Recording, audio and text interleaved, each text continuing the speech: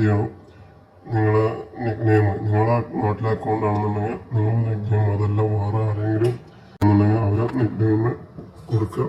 ശേഷം നിക് നെയിം കൊടുത്തതിന് ശേഷം താഴെ അക്കൗണ്ട് നമ്പർ കൊടുക്കുക.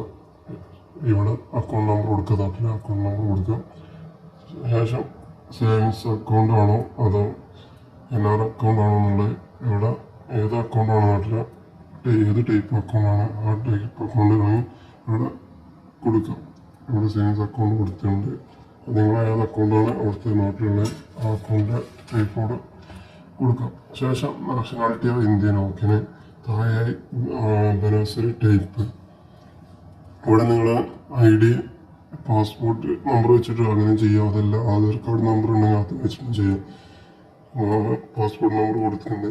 ഇവിടെ താഴെ പാസ്പോർട്ട് നമ്പർ ഇവിടെ ആഡ് ചെയ്യണം. ആധാർ നമ്പർ കൊടുക്കുകയാണെന്നുണ്ടെങ്കിൽ ആധാർ നമ്പർ ഇവിടെ ആഡ് ചെയ്യണം. ഈ താഴെ അതിനുശേഷം IFSC കോഡ് നിങ്ങൾ ബാങ്കിൻ്റെ